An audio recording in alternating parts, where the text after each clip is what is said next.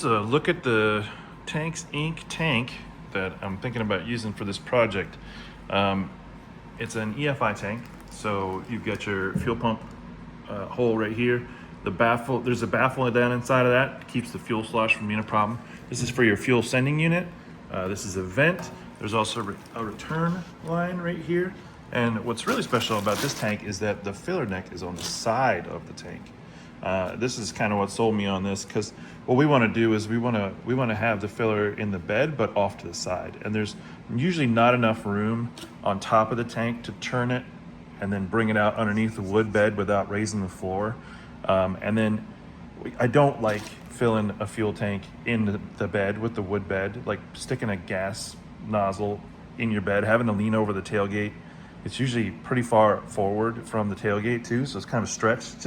Overall, it's just a pain in the butt. So want to do the filler neck on the side, and then it's going to come off of here with this supplied neck right here, and then this 90-degree tube will go up. So obviously this is going to be underneath the frame, and actually probably this will come through right about here and come up. So that gives us the option to either one, put it in the fender with like a flush mount, but what we want to do is turn it up like immediately, still come through the bed but on the side, and we'll have like maybe just something decorative like a fuel can, or the idea was to use like an old school fire extinguisher and bring that up to the top of the bed so that you just over the side of the bed with the nozzle. So I think it's a way better design. So the only issues we have with this right now, it's a little too wide, but that's not a bad thing because it comes with the gas tank straps. And so what I want to do is I want this edge to sit against the underside of this part of the frame rail. So having it a little wide is actually a good thing. I'll trim the frame rail underneath for clearance to put the gas tank all the way up to the top of the frame rail. And that should give us plenty of room to mount our sending unit, get our fuel lines on and everything. Our kit, which it came with a rollover valve, comes with the gaskets and everything. I ordered this without the fuel pump and without the sending unit because I don't actually like tanks sending units that they supply. The tank sending units that I like are the floatless ones that have the ball inside that rises and falls with the level of the fuel. The ones with the swing arm on them, they never get adjusted right. The floats fall off. The potentiometer goes bad, rheostat, whatever you want to call it. So it'll get stuck in a spot, or it'll go dead in a sweep. And it's just I've never had one that worked great forever, but the floatless ones do, which is just that has the ball inside of it and goes up and down, and they're only about $100, so you're really not losing all that much by switching to something that actually works really well. This is gonna have to go to the digital gauges, but so we can program the fuel level sending unit ohms to whatever we want, but those floatless fuel sending unit that go in that hole, they're available in multiple sizes. So whatever this distance is here, I think it's 8 inches or 7 inches, something like that, probably 8. We'll get an 8-inch float and then it should be perfect. But they sell those in all different sizes and all different resistances, so you can put it in literally any vehicle. We're gonna have Dakota Digital, so it doesn't matter too much for us, so we'll just probably get a 0 to 90. But you can get the Ford ones, the 30 to 240, the 0 to 30, the 90 to 0. They have them for Corvettes and stuff, so they're all available for that. So this is just a first look at it. Pretty impressed with the finish on this. The only thing I saw is this is where they hung it when they painted it, I think, or powder coated it. I'm not sure which. This might probably paint, but the finish looks really nice on this. Actually, it's nice and shiny.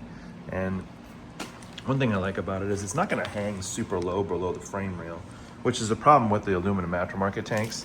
They try to get them to be pretty big, but from the back you just see this big brick of aluminum hanging down. So I'm going to wrap this up, tape off all these holes, put some cardboard on it, and we should be good to go. But yeah, I'll have to make a notch here in the frame for that, to go through. And what's crazy is that what I really like about it is that this is bolt on. So if I had to make modifications to this, I can, and then I just bolt it up. So even if I wanted to make this, you know, a hard tube all the way up through the bed and everything, I could, just by welding, you know, the appropriate size tube with the appropriate bends on it. I probably won't. It's probably a better idea to have a flex tube in there somewhere. And obviously they provide one with the kit, but you know, just depending on how it goes, more than likely, you'll have to take that filler neck off to drop the tank. And one thing I always build for is serviceability. So I'll make this notch in this frame, or this hole in this frame, however it works out, big enough so that you can get a tool on all of these and then just pop that off from inside the inner fender, because the inner fender comes all the way back to like back here on these trucks. So this is all inside the inner fender, or outer fender. It's a step side.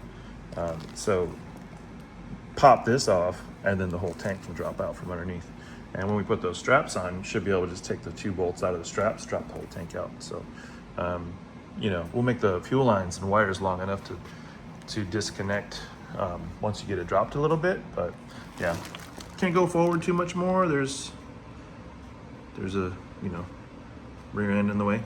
But we may end up moving this cross member back just a touch, or trimming it out enough to where this will slide in where we need it, and that fuel neck will go through right in that area. So it should be good. Probably gonna get after that later on this week, or possibly early next week, but I'm gonna tape it up and protect it for now, and then we'll go from there. All right, y'all, got this fuel tank in the back of this 59 GMC. She's looking pretty good.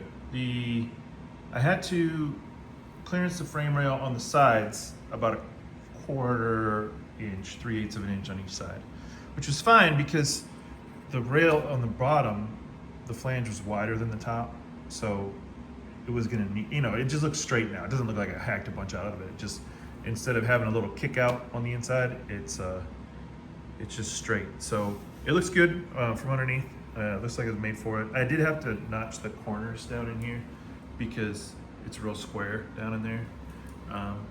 Can't really see too much, but there used to be these little gusset plates that kind of rounded off the corners, and all I did was just cut them back. But I'm gonna weld them solid anyways, so it shouldn't matter that I cut them back. It's just, instead of having a little bit of a radius on the corner, it's gonna just be square, which will look good, especially once I grind it down and everything. I did have to cut back this cross member in the rear just a bit, probably 3/8 of an inch on that, and I just trimmed it all straight all the way across because the tank physically would not fit in between this cross member, which it's sitting dead up against right now, or just about. I don't know why that looks so big on the camera, but there's like 1/8 of an inch clearance here, and then there's another, you know, maybe an 1/8, 1/4 inch clearance on the back too. So it fits right up in there. And so the other part of that operation was I had to figure out a location for the filler neck. So you can see where it goes in there. I just made this little plate. I don't want to actually go any higher than that on the frame rail. I know it looks like the tank doesn't line up with it, but the tank is going to be about probably half inch to 3/4 of an inch lower than it is right now, for 2 reasons. One, plenty of clearance on top for the fuel lines and the fuel sending unit and everything, and then, you know, I didn't want to make this frame rail any thinner, even though I'm going to box the back side of it to strengthen it up in that area. I just didn't want to make it any thinner there. As you can see, if it's pushed all the way up against the top there, it would have been, well, I could have, no, that notch would have been a big hole in the frame there, and you wouldn't have been able to get the fuel tank out because it's so tight on the sides. So overall, it's really coming together here. I even the return line I thought was going to run into this cross member in the front, but it sits just below it. Not that we're going to use that return line, but just to get a plug in it, it was going to be too tight. So yeah, that's looking good. So we'll just keep plugging away. I'll probably finish up welding this and then start working on the actual mounts for the tank.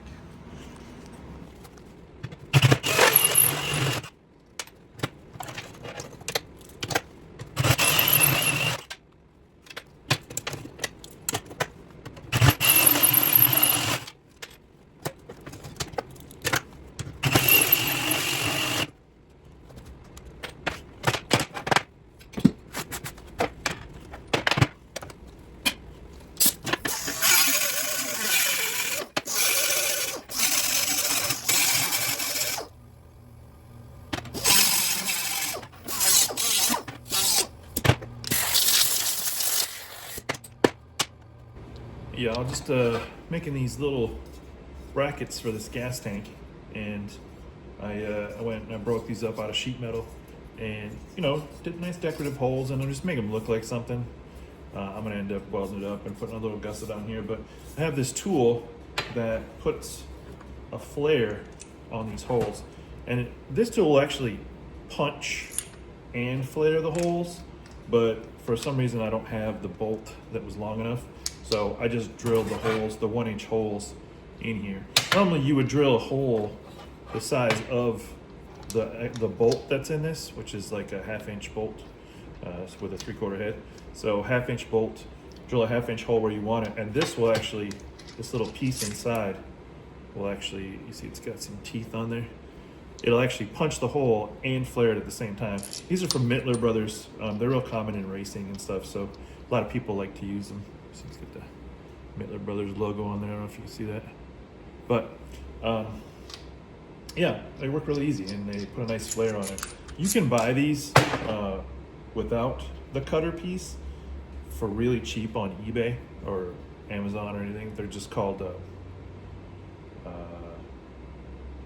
I forget what they're called. They're like flaring tool or something like that. I saw them the other day. I was looking for a bigger set, but all you do with this one, now I want the flare, this is the side that the gas tank is going to sit on up against. So I want the flare to go up. If it went down, it would press into the gas tank. So this flared side goes up through here like this. And I just thread those on there. And I was doing some like 060 aluminum with this. It works pretty good, so pretty straightforward. Just hit it like this. You see it's all the way flush, all the way flush. Run it back. Pop the pieces out. This piece will sometimes be a little stuck. But then you can see it's got that nice flare on it. See from the back side. So that's going to add some rigidity to the piece and just looks cool. I mean, and honestly, unless you have the fuel tank out of this or the bed is off, you're never going to see it, but I just like knowing that it's kind of finished, and it doesn't take that long to do it, I use this hole cutter that I showed previously. It's a 1-inch rotor broach, and I just pop the holes with that, and then it's the perfect size for this flaring punch.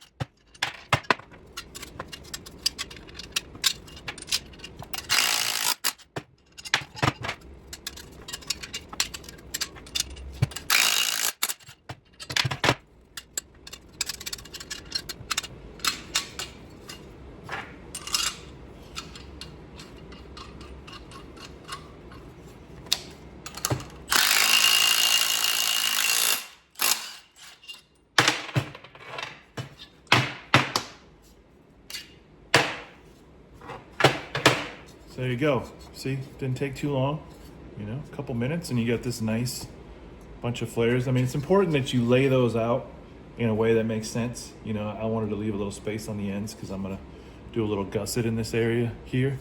But yeah, I mean, overall, pretty nice piece, and it gives it a lot of rigidity, and no one will question whether or not you meant to do it, because it certainly looks like it's a nice finished piece. So these punches are not cheap. Like I said, if you have a hydraulic press or you're just doing sheet metal, you can get the other style that doesn't have the bolt in the middle, where you have to drill the hole, but then it'll flare it for you. And I think you can get a full set of them. I mean, it's everything from 1/2-inch all the way up to like 3-inch even. And those will do 1/8-inch like plate steel sometimes, or aluminum. But sometimes you have to heat up the steel to get them to work. If you got a hydraulic press, then those are the way to go. If not, these are really awesome. But I would just buy each individual one as you need it, or just buy some common sizes. Like I got the 1-inch. I've got, I think, 1.5-inch, 2-inch. I mean, and that'll do pretty much anything you want. For anything smaller than that, you can actually buy the set without the bolt in it, and just use your bench vise or something, or just hit it real hard with a hammer a couple times, and it'll flare it real nice for you. So pretty handy. We'll get these put in, show what they look like. All right, here's the final product on those brackets I was making. So they go right here between the frame rails, and yeah, they drop right in there. But I marked on 6 inches off the edge of the frame to when I mount these up there. They're actually going to go underneath like this, like that, because the force is going to be pushing up on them, not hanging down. So when the gas tank is pushing up on it, because it'll be mounted and pulled up, I don't want it to be, because then all the force would be pushing on whatever I use to secure the ends. And really, I'm not going to do much on the ends, maybe just some 1032s or a couple quarter 20 bolts. But for now, I'm just going to secure them with some Clecos just for mock-up. So I'll drill the holes and get the gas tank put up underneath there and see what she looks like. So got them drilled, got them Clecoed in. If you're not familiar with Clecos, they're basically temporary rivets. You need this special tool that I've had for forever. And you just pull them out. And when you pull them out, they... Ooh, gonna focus on that? Almost had it. You pull them out, they expand. And so you can, it's an 1/8 inch hole, or number 30 drill bit. And when you put your hole in the sheet metal there, and I got it lined up in here, so you can put that through like that, and you can't pull it out. And if you wanted to,